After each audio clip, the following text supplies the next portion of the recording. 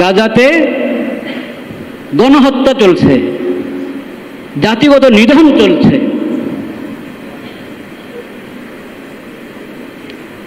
নিজেরাই চুক্তি করলো যুদ্ধ বন্ধের, সেই চুক্তির বিরুদ্ধাচরণ করে আবার নতুন করে হামলা শুরু করেছে। সেখানে শত শত শিশু নারী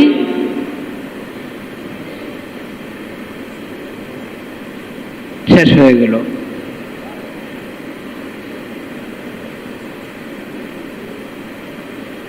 তাও তারা মানবাধিকারের স্লোগান দেয় নাকি?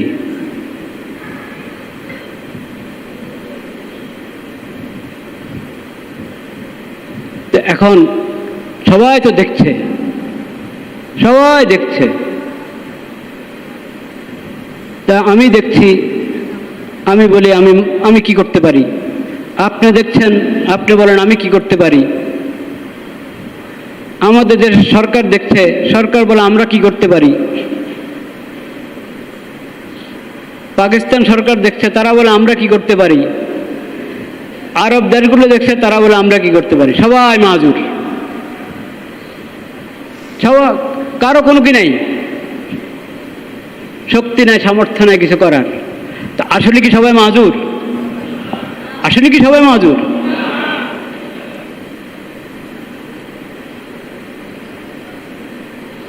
বাস্তবে মাজুর হওয়া, বাস্তবে মাজুর হওয়া আর একটা নিজেকে মাজুর ভাবা, দুটা এক কথা না।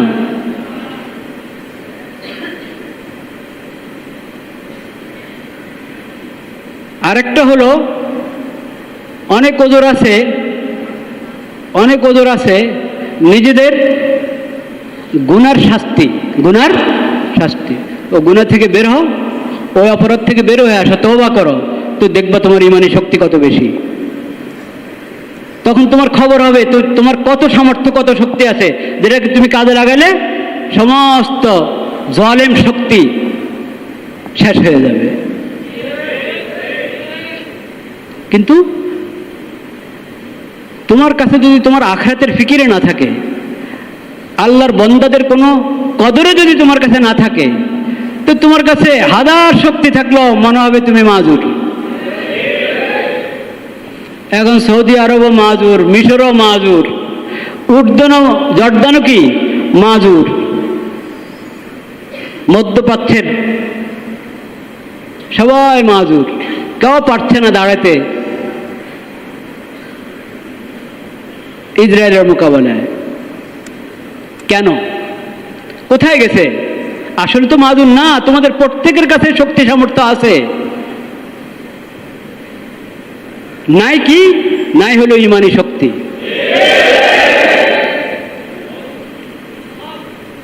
ইমানি শক্তিটা নাই, আল্লাহর বান্দাদের প্রতি ভালোবাসা নাই, মুসলিম উম্মতের প্রতি ভালোবাসা নাই।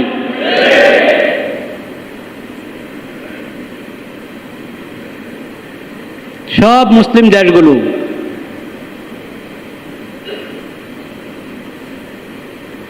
যদি আজকে ইমানি শক্তিকে জাগ্রত করে, ইমানি শক্তিকে জাগ্রত করে, তাহলে আমেরিকা, আরো 10 আমেরিকাও যদি ইসরায়েলের পিছনে থাকে, ওরা কি আসলে পারবে মুসলমানদের সাথে? কখনো পারবে না।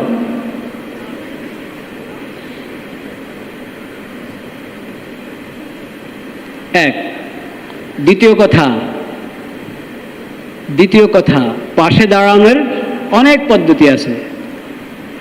এখন যেটা সবচেয়ে বেশি জরুরত, সেটা তো হলো সামরিক শক্তি নিয়ে তাদের সঙ্গে পাশে থাকা, সঙ্গে থাকা।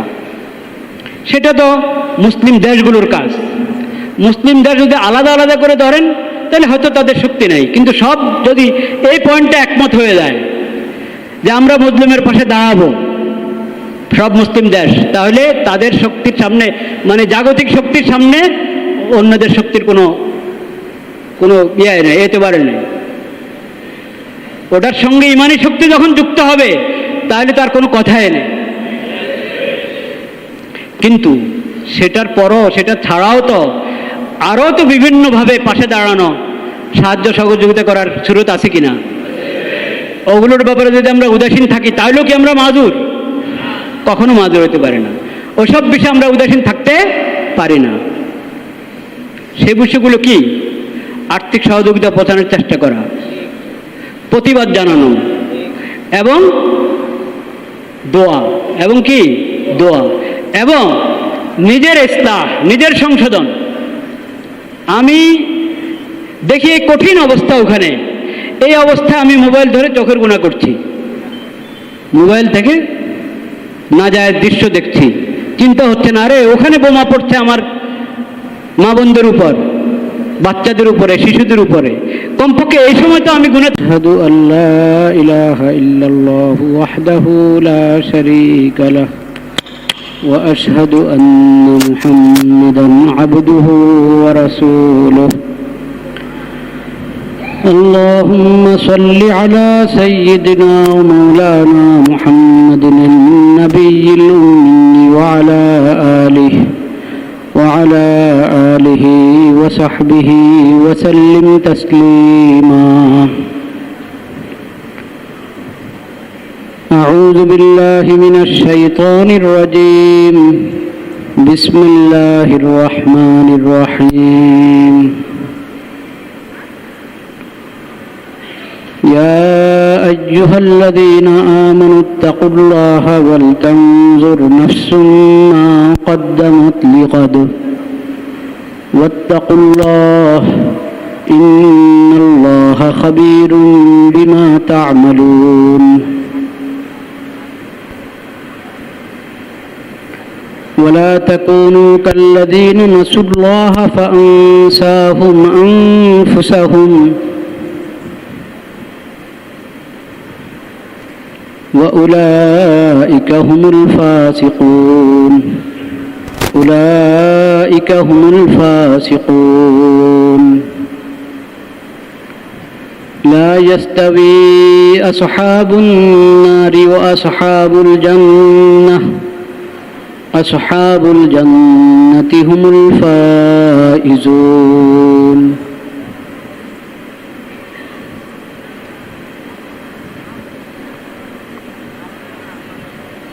আল্লাহ রব্বুল আলামিন কোরআন কারীমের অনেক আয়াতে আমাদেরকে তাকওয়া অবলম্বন করার নির্দেশ করেছেন।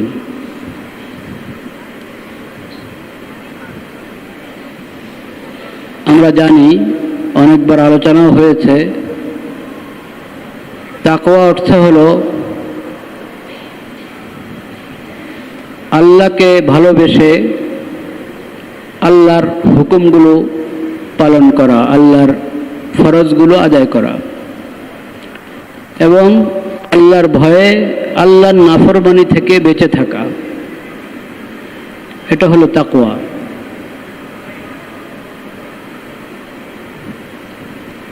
মুমিনদেরকে আল্লাহ রাব্বুল আলামিন বলছেন, তোমরা তাকওয়া অবলম্বন করো, এবং প্রত্যেকেই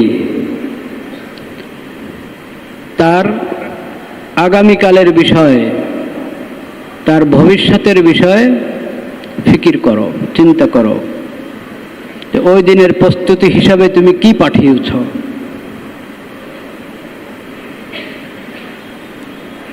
আল্লাহকে ভয় করো। আল্লাহ তোমাদের যাবতীয় আমল সম্পর্কে খবর রাখেন, ছোট বড়, প্রকাশ্য অপ্রকাশ্য সব কিছু আল্লাহ তাআলা জানেন। এরপরে আল্লাহ বলেছেন, ওয়ালা তাকুনু কাল্লাযীনা নাসুল্লাহা ফাআনসাহুম আনফুসাহুম। সূরাতুল হাশর এর শেষের দিকের যে আয়াতগুলো, ওয়ালা তাকুনু কাল্লাযীনা নাসুল্লাহা ফাআনসাহুম আনফুসাহুম। তোমরা ওদের মতো হও না যারা আল্লাহকে ভুলে গিয়েছিল। ফলে আল্লাহ তাআলা তাদের কাছে তাদের নিজেদেরকে ভুলিয়ে দিয়েছে। তারা আল্লাহকে ভুলে গিয়েছিল, এর শাস্তি স্বরূপ আল্লাহ তাদেরকে ভুলে দিয়েছেন, মানে তারা তাদের নিজেদেরকে ভুলে গিয়েছে, নিজেরা নিজেকে ভুলে গিয়েছে। কিসের শাস্তি এটা? তারা আল্লাহকে ভুলে গিয়েছিল, যেন আল্লাহ তাআলা তাদেরকে নিজেদের কথায় ভুলে দিয়েছেন। এখন নিজেরা আর নিজেদেরকে বুঝে না, জানে না, নিজেকে নিয়ে কোনো ফিকির নাই, চিন্তা নাই। আল্লাহ বলছেন তোমরা তাদের মতো হও না। উলাইকা হুমুল ফাসিকুন, এরা তো ফাসিক, যে আল্লাহকে ভুলে গিয়েছে, ফলে আল্লাহকে ভুলার কারণে সে নিজেকেও নিজে ভুলে গিয়েছে, আল্লাহ ভুলিয়ে দিয়েছেন। এরা তো ফাসিক, তোমরা এদের মতো হও না। এখানে দুইটা বিষয় আমাদের খুব গুরুত্বের সাথে বোঝা দরকার, ভাবা দরকার। তোমরা আল্লাহকে ওদের মতো হও না যারা আল্লাহকে ভুলে গিয়েছে। আল্লাহকে ভুলে যাওয়ার কি অর্থ? আর আল্লাহকে ভুলে গেলে দেখা যাবে তুমি তোমাকে ভুলে গিয়েছ। নিজেকে ভুলে যাওয়ার কি অর্থ?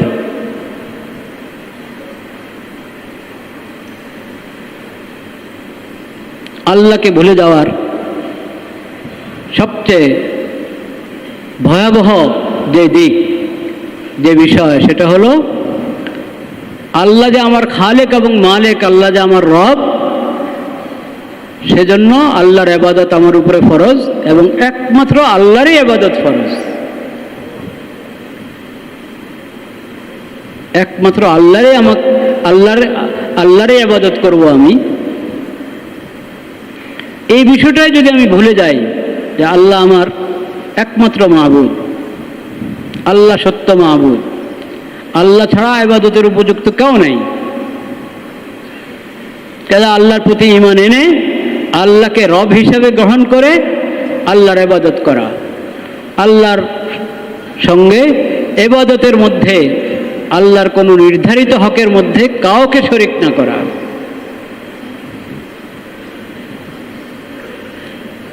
বন্দা যদি এটা ভুলে যায় যে আমি আল্লাহর বন্দা, এটা সবচেয়ে বড় ভুলা।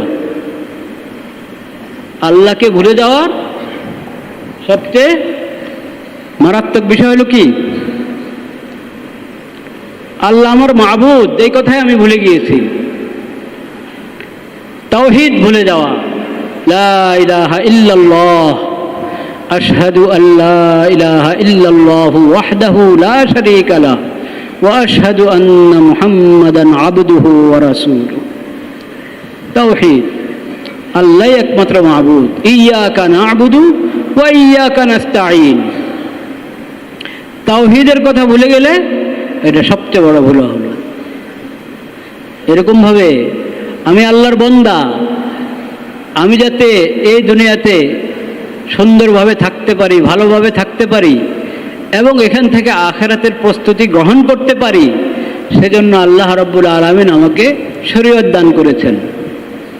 শরীয়ত দান করেছেন, হালাল হারামের বিধান দান করেছেন।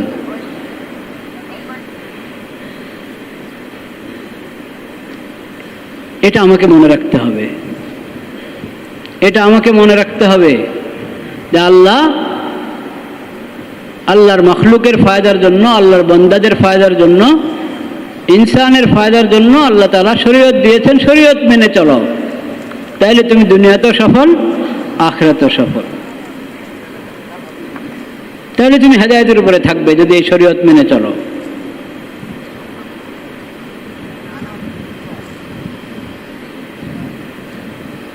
যে শরীয়তকে ভুলে গেল, সে ভাবে যে অন্য অন্য মাখলুক যেমন হায়াওয়ান, জানোয়ার, তাদের কোনো কি শরীয়ত আছে নাকি? তাদের কি কোনো বিধান মেনে চলতে হবে?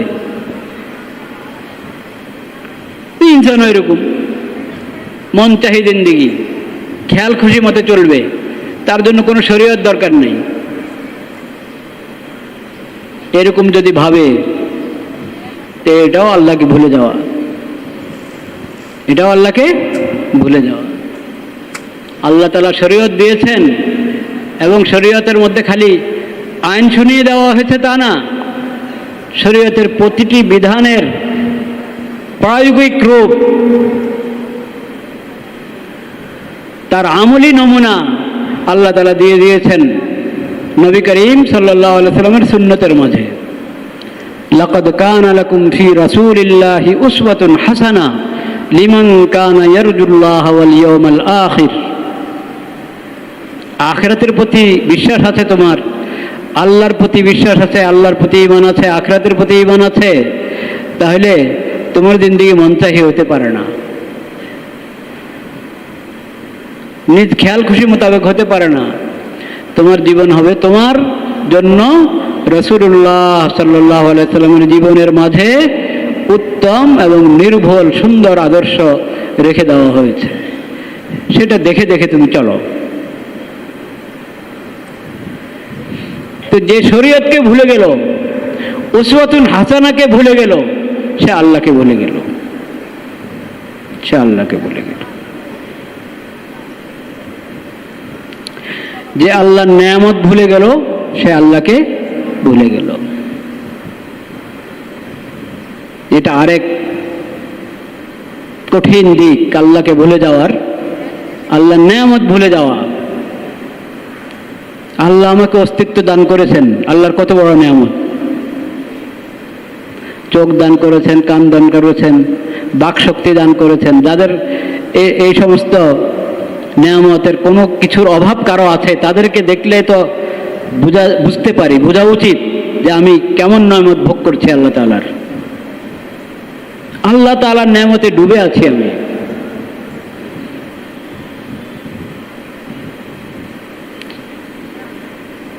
অসাধারণ নেয়ামত আমরা এখন মুফতে পেয়ে গেছি, এজন্য মনে হয় সাধারণ নেয়ামত, স্বাভাবিক।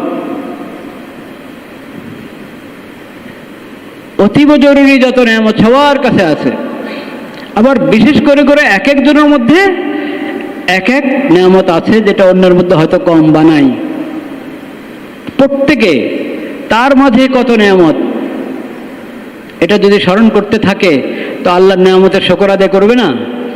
আল্লাহর নেয়ামতের শুকর তো এটাই, আল্লাহর প্রতি ঈমান আনো, আল্লাহর দ্বীনের নুসরত করো, আল্লাহর শরীয়ত মেনে চলো, আল্লাহর ইবাদত করো, একমাত্র আল্লাহর ইবাদত করো, আল্লাহর সঙ্গে কাউকে শরীক করবে না।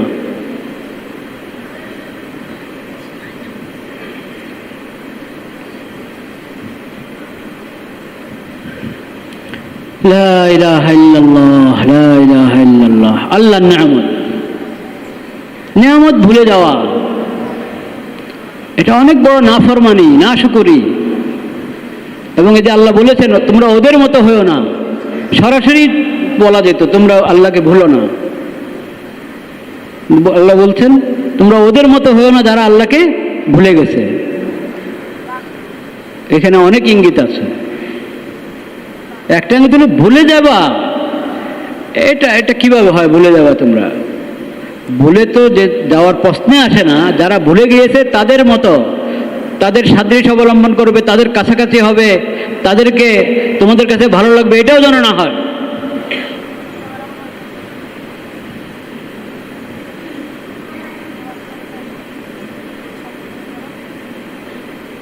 আল্লাহকে একবারে আক্ষরিক অর্থে ভুলে যাওয়া, এটা কোনো মুমিনের কাজ হতে পারে? হতে পারে না। সে যখন মুমিন, তো লা ইলাহা ইল্লাল্লাহ এই কালিমা বিশ্বাস করে, আল্লাহর প্রতি যখন ঈমান আছে, তো এই কথা বলা যায় না যে 16 আনা ভুলে গেছে সে আল্লাহকে, এটা হতে পারে না। কিন্তু যারা আল্লাহকে ভুলে গেছে আক্ষরিক অর্থে 16 আনা ভুলে গেছে, তারা কারা? অমুসলিম, যাদের আল্লাহর প্রতি কি নাই? ঈমান নাই। যত কাফির, মুশরিক, বেঈমান, মুনাফিক, ঈমান শূন্য মুনাফিক, এরা সব আল্লাহকে ভুলে গিয়েছে। আল্লাহ বলছেন তোমরা তাদের মতো হও না, তাদের অনুকরণ করতে যাও না, তাদের সভ্যতা গ্রহণ করো না, তাদের রীতিনীতি গ্রহণ করো না, তোমরা তাদের মতো হও না। মুমিন আল্লাহকে ভুলে যাবে, এটা তো চিন্তাই করা যেতে পারে না। তোমরা তো ভুলবেই না। যারা আল্লাহকে ভুলে গেছে তাদের মতো হয়েও না তোমরা। কিন্তু ভুলার বিভিন্ন স্তর আছে।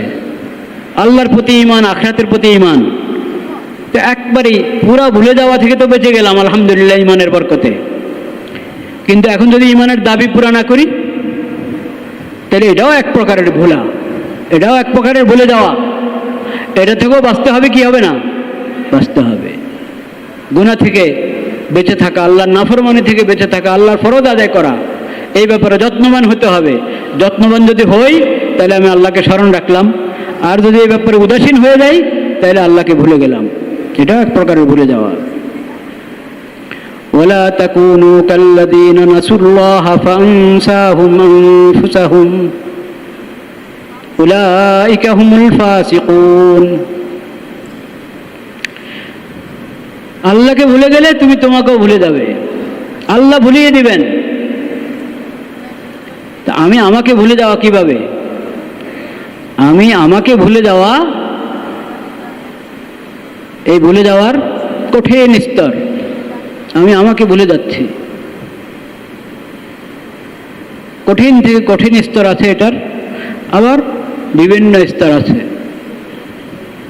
চেষ্টা করতে হবে সব ধরনের ভুলে যাওয়া থেকে বেঁচে থাকা। বান্দা যদি দুইটা কথা মনে রাখে, শুধু দুইটা কথা যদি বান্দা মনে রাখে, যে আমি আল্লাহর মখলুক, আল্লাহ আমাকে সৃষ্টি করেছেন, আমি আল্লাহর বান্দা, এবং আমি সবসময় দুনিয়াতে থাকবো তা না, সবসময় থাকার জন্য আমাকে দুনিয়াতে পাঠানো হয় নাই। আমার আসল ঠিকানা আখিরাত। ওয়া ইন্নাদ দারাল আখিরাতা লাহিয়াল হায়াওয়ান। আমার আসল ঠিকানা কোথায়? আখিরাত। ওই জীবনটাই আসল জীবন, ওটা শুরু আছে কি নাই? শেষ নেই।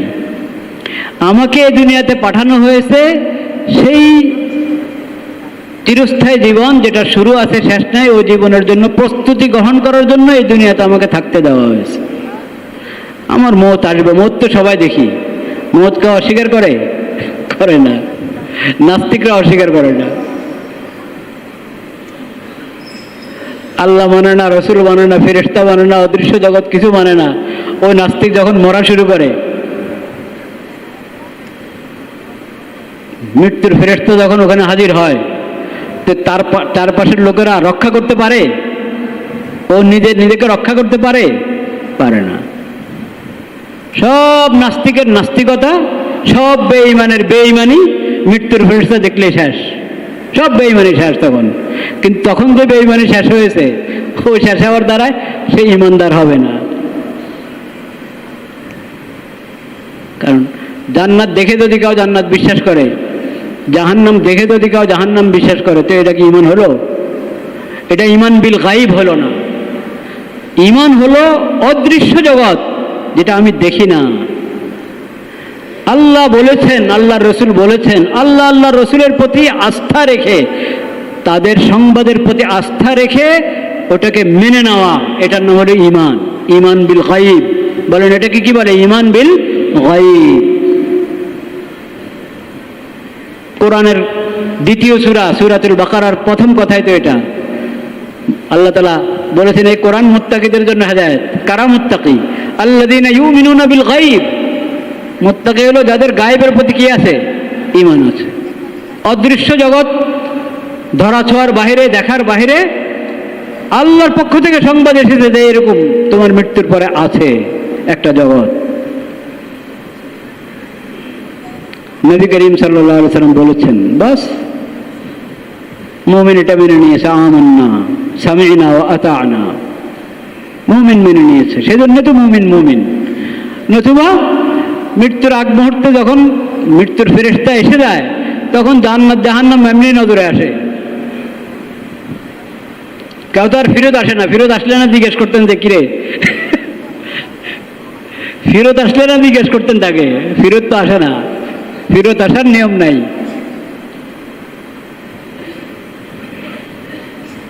মৃত্যুর সময় সবাই বলবে, সূরাতুল মুনাফিকিনের শেষে আছে না, মিন ক্বাবলি আন ইয়াতিয়া আহাদাকুমুল মাউতু ফায়াকুলা রাব্বি লাউলা আখখারতানি ইলা আজালিন ক্বারীব ফাআসসাদ্দাকা ওয়া আকুন মিনাস সালিহিন।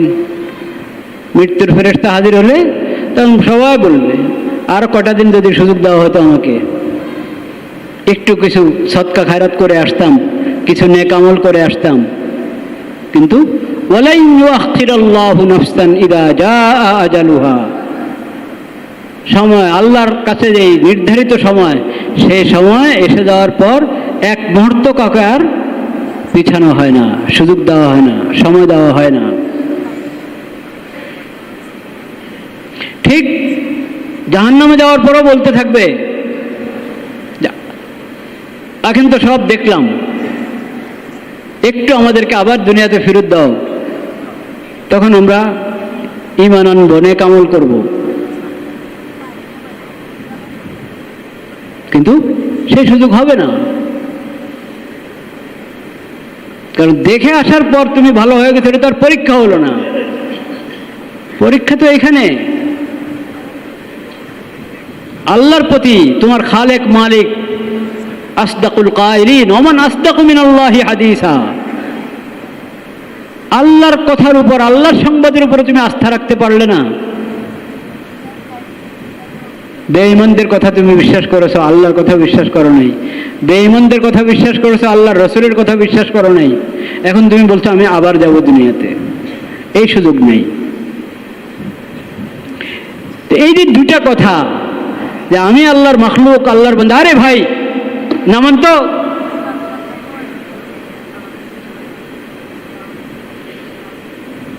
এটা আখিরাতের প্রস্তুতি। আমরা আখিরাতের প্রস্তুতির কথা আলোচনা করছি, কবরের প্রস্তুতির কথা আলোচনা করছি। এই সময় আপনি এরকম করবেন?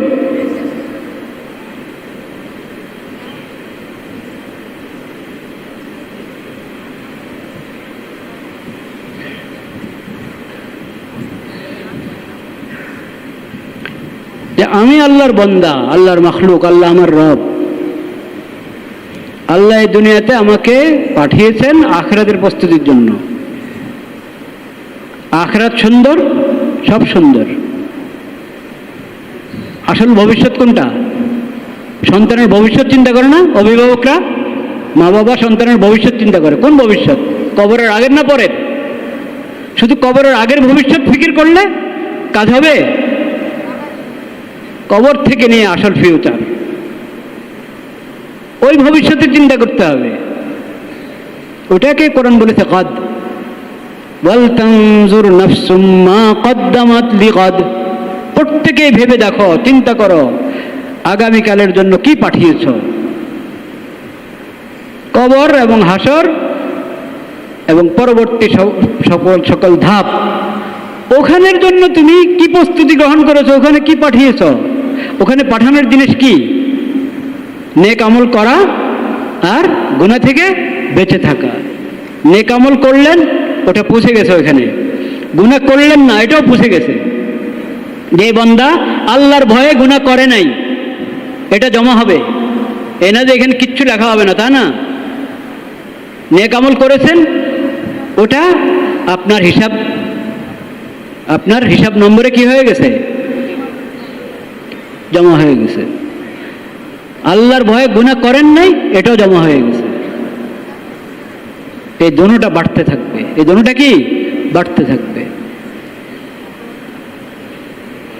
আখিরাতে আল্লাহর খাজানায় যা জমা হবে, ওটাতে কমার কোনো কি নাই, প্রশ্ন নাই, ওটা জমা হবে। তো কি জমা করেছো তুমি ওখানে, তোমাদের প্রত্যেককে ভাবতে হবে। এরপর আল্লাহ বলেছেন ওয়ালা তাকুনু কাল্লাযীনা নাসুল্লাহ ফাআনসাহুম আনফুসাহুম। ওদের মতো হয়ো না যারা আল্লাহকে ভুলে গিয়েছে। আল্লাহকে ভুলে গেলে আল্লাহ ভুলিয়ে দিবেন তোমাকে, তোমার কথা ভুলিয়ে দিবেন। সেটা কি? তুমি যে আখিরাতের জন্য এসেছো দুনিয়াতে, এটাই মনে থাকবে না তোমার, এটাই মনে থাকবে না। এমন ভাবে চলছো দুনিয়াতে, মনে হয় যেন এই দুনিয়ায় সর্বশেষ, এটাই শুরু, এটাই শেষ, এরপরে কোথাও তোমার আর কোনো স্টেশন নাই। এমন ভাবে চলো চলাফেরা, কথাবার্তা, আয় উপার্জন, ব্যয়, সব কাজ কর্মকাণ্ড তোমার এমন যে বোঝা যায় তুমি আখিরাত নামে কোনো কিছুকে বিশ্বাস করো না। এটাই ভুলে যাওয়া। আমি যে আরেক জিন্দিগির জন্য আমাকে এখানে পাঠানো হয়েছে এটাই ভুলে গেলাম। আমি যে আল্লাহর বান্দা এটাই ভুলে গেলাম। ফিকিরে করি না, আর আল্লাহ তো আমাকে ধরবেন। ফিকিরে করি না আল্লাহর সামনে দাঁড়ালে কি জবাব দিব। ফিকিরে করি না যে দুনিয়ার অ্যাকাউন্টেতে কত জমা করলাম, কিন্তু আখিরাতের অ্যাকাউন্টে কিছু জমা হয়েছে তো আমার, ফিকিরে নাই। সেজন্য যত বড় থেকে বড় পাপ সামনে আসক করে ফেলে, যত বড় থেকে বড় অপরাধ করে ফেলে, কোনো ফিকির নেই, কোনো চিন্তা নেই, ডর নাই, ভয় নাই। অথচ যদি আখিরাতের ফিকির থাকে, দুনিয়াতে তার যত বড় দাপট থাকুক, যত শক্তি থাকুক, আখিরাতের ফিকির থাকলে সে বিনিময় হবে কি হবে না? হবে।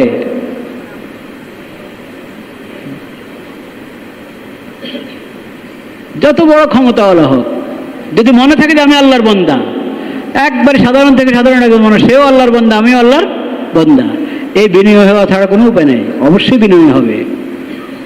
তার উপরে জুলুম করতে চিন্তা করবে যে এখন আমার তার উপরে ক্ষমতা আছে, কিন্তু আল্লাহর সামনে দাঁড়াইলে তখন একে একটা থাপ্পড় মেরে দিলাম, আল্লাহর সামনে যখন দাঁড়াবো তখন কি অবস্থা হবে? আল্লাহ ওকে শক্তি দিয়ে যে আমার গালে থাপ্পড় দেওয়ার। এখন একে থাপ্পড় দেখছি 3 জনে দিয়েছে, আমার গালে যেরকম সে থাপ্পড় মারবে, কয় কোটি জনতা দেখবে একসাথে, কয় কোটি জনতা দেখবে। আমার আমলনামা থেকে যে নেক আমলগুলো সে নিয়ে যাবে এক এক জুলুমের পরিবর্তে, কি দশা হবে তখন? কে বাধা দিবে? তখন কোথায় আসবে রক্ষী বাহিনী? কোত্থেকে আসবে আগে পরে গাড়ি? কিচ্ছু নেই।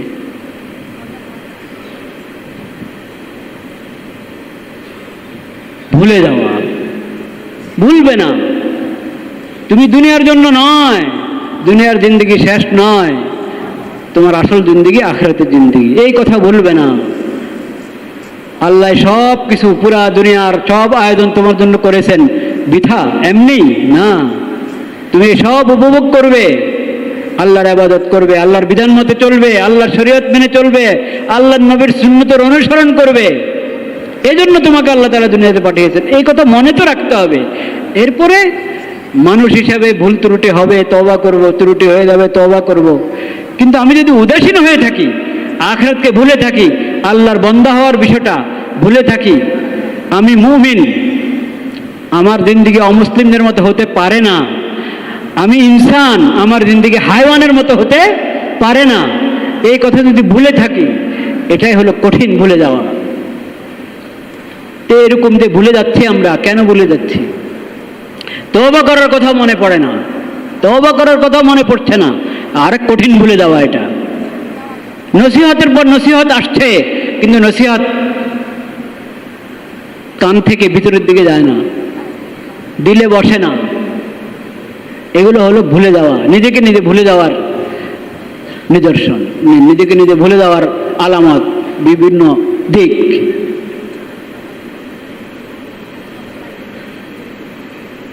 আল্লাহকে ভুলে যাওয়ার এবং সেই কারণে নিজেকে নিজে ভুলে যাওয়ার কঠিন আরেকটা দিক, কঠিন আরেকটা দিক আল্লাহর বান্দাদের ভুলে যাওয়া। আল্লাহর বান্দাদের কি যাওয়া? ভুলে যাওয়া, আরেক কঠিন দিক। আল্লাহর কোনো বান্দার উপর জুলুম হচ্ছে, আর তাকে জুলুম থেকে রক্ষা করার আমার সামর্থ্য আছে, করছি না, বাঁচানোর চেষ্টা করছি না। আল্লাহর বান্দাকে ভুললাম কিনা? এটা ভুলা হলো না? আল্লাহর বান্দাকে ভুলে গেলাম।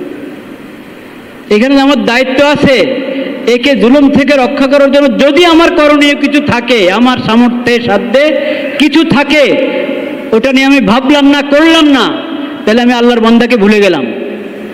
এটাও আল্লাহকে ভুলে যাওয়া। আল্লাহর বান্দাকে ভুলে যাওয়া, আল্লাহর মাখলুককে ভুলে যাওয়া, এটাও কি আল্লাহকে ভুলে যাওয়া। একটা বিড়াল, এক মহিলা একটা বিড়াল বেঁধে রেখেছে। যদি বিড়ালটাকে না বাঁধতো, সে আশপাশে ঘুরে ফিরে পোকামাকড় খেত, ঘাস খেত, কিছু খেত, কিচ্ছু খেতে পারলো না। ও নিজেও কোনো খাবার দিল না, পানি দিল না। এইভাবে বিড়ালটা মারা গেল। এই কারণে ওই মহিলার ঠিকানা কোথায় হয়েছে? জাহান্নাম। আল্লাহর মাখলুককে কষ্ট দিল, চিন্তাই করলো না যে এটা আল্লাহর মাখলুক, এরও তো হক আছে, এর উপরে কেন আমি জুলুম করছি, কেন কষ্ট দিচ্ছি? আল্লাহর দরবারে এটার বিচার কি? তুমি আল্লাহকে ভুলে গেছো, এখন আল্লাহ তোমাকে ভুলে যাবে। আল্লাহর রহমত, আল্লাহর মাগফিরাত তুমি পাবে না। আবার আরেক পাপী মহিলা পিপাসা লেগেছে, কুকুর থেকে কি বলে, পিপাসা লেগেছে তো, হ্যাঁ না, যখন তার পিপাসা লেগেছে, কুকুর, একটা কুকুর দিকে দৃষ্টি পড়লো, ও মাটিতে কামড়াচ্ছে, বিভিন্ন তার বুঝতে পেরেছে যে আমার যেরকম পিপাসা লেগেছে এই কুকুরেরও কি পিপাসা লেগেছে। বালতি নাই, রশি নাই, তখনের কথা, আগেরকার কথা। কূপ থেকে পানি উঠাবে কিভাবে? তার ওড়না ছিল, ওড়না দিয়ে, বড় জুতা ছিল নাকি, হ্যাঁ, জুতার মধ্যে ওড়না বেঁধে কূপের মধ্যে ফেলে একটু পানি উঠাতে পেরেছে, ওই পানিটা খাওয়াই দিল কুকুরকে। আল্লাহ তাকে জান্নাত নসিব করে দেন, কারণ এ আল্লাহর মাখলুককে ভুলে নেই। ও পাপ করেছে কিন্তু নিজেকে অপরাধী ভেবেছে। একটা হলো পাপ করা, আবার অহংকার করা, আর একটা হলো পাপ হয়ে গেছে নিজেকে অপরাধী মনে করে। এই দৃশ্য দেখে তার অপরাধের কথা, তার অপরাধ বোধ আরো জাগ্রত হয়েছে। সে দিল থেকে তওবা করেছে, আল্লাহর মাখলুকের এই সেবা করেছে, আল্লাহ তাকে ক্ষমা করে দিয়েছেন।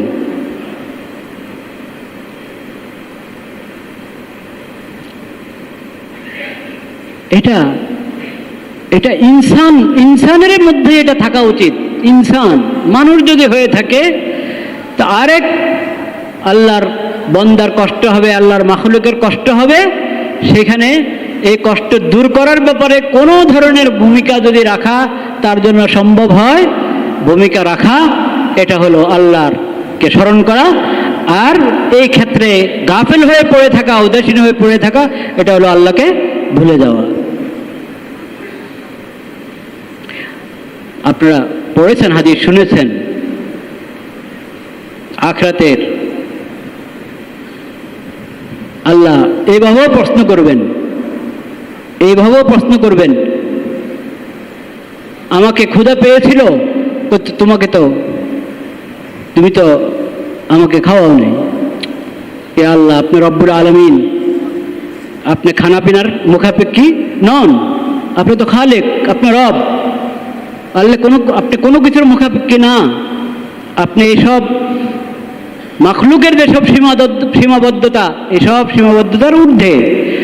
কিভাবে আমি, আমার ওই বন্দা খাবার পায় নাই, ক্ষুধায় কষ্ট পেয়েছে, যদি তুমি তাকে খাবার দিতে তাহলে আমাকে পেতে। এরকম আছে না হাদিস? আল্লাহর মাখলুককে ভুলে যাওয়া, আল্লাহর মাখলুকের যতটুকু খেদমত আমার দ্বারা সম্ভব, সহযোগিতা সম্ভব, ওটা না করা, বিশেষ করে প্রয়োজনের সময়, ঠেকার সময়, যখন তার উপরে জুলুম হচ্ছে, যদি আমি তার পাশে দাঁড়াতে না পারি, তাহলে আমি ভুলে গেলাম। যারাই যেখানে জুলুম করে, এসব জালিমরা আল্লাহকে ভুলে গিয়েছে, নিজেদেরকেও ভুলে গিয়েছে।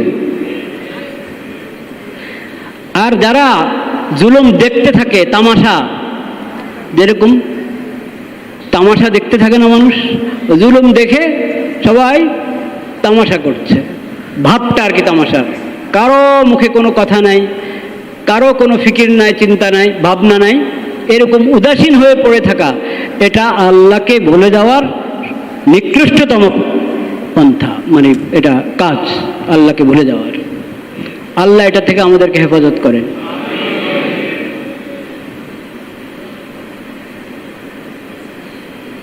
বর্তমান বিশ্ব এমন অবস্থা যে সবাই সবাইকে মাজুর মনে করে, না আমার সামর্থ্য নেই, না সবাই। গাজাতে গণহত্যা চলছে, জাতিগত নিধন চলছে,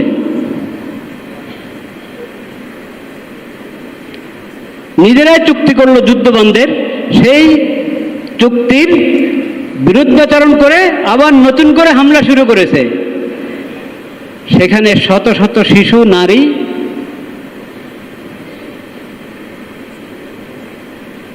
শেষ হয়ে গেল।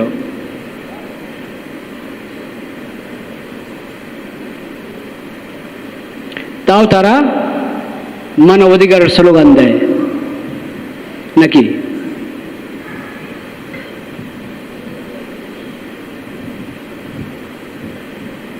তো এখন সবাই তো দেখছে, সবাই দেখছে। তা আমি দেখছি, আমি বলি আমি কি করতে পারি?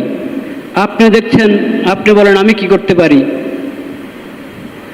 আমাদের যে সরকার দেখছে, সরকার বলে আমরা কি করতে পারি? পাকিস্তান সরকার দেখছে, তারা বলে আমরা কি করতে পারি? আরব দেশগুলো দেখছে, তারা বলে আমরা কি করতে পারি? সবাই মাজুর, সবাই, কারো কোনো কি নাই, শক্তি নাই, সামর্থ্য নাই কিছু করার। তা আসলে কি সবাই মাজুর? আসলে কি সবাই মাজুর?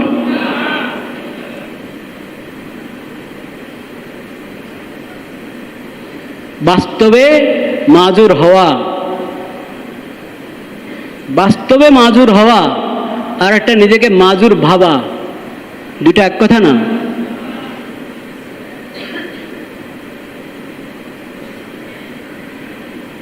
আরেকটা হলো অনেক ওজোর আছে, অনেক ওজোর আছে নিজেদের গুনার শাস্তি, গুনার শাস্তি।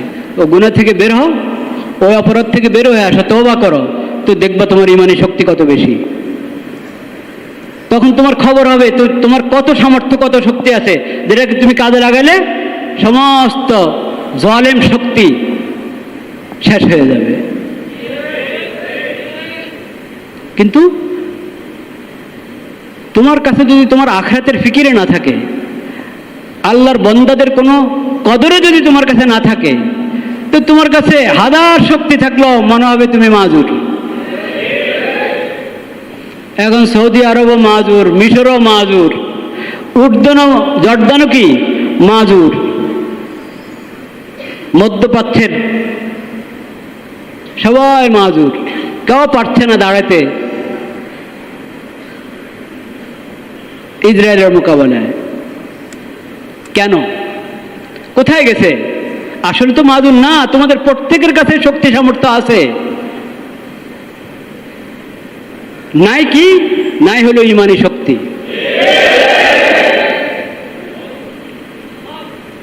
ইমানি শক্তিটা নাই, আল্লাহর বান্দাদের প্রতি ভালোবাসা নাই, মুসলিম উম্মতের প্রতি ভালোবাসা নাই।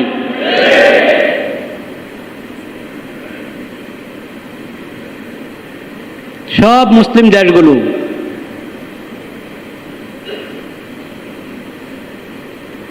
যদি আজকে ইমানি শক্তিকে জাগ্রত করে, ইমানি শক্তিকে জাগ্রত করে, তাহলে আমেরিকা, আরো 10 আমেরিকাও যদি ইসরায়েলের পিছনে থাকে, ওরা কি আসলে পারবে মুসলমানদের সাথে? কখনো পারবে না।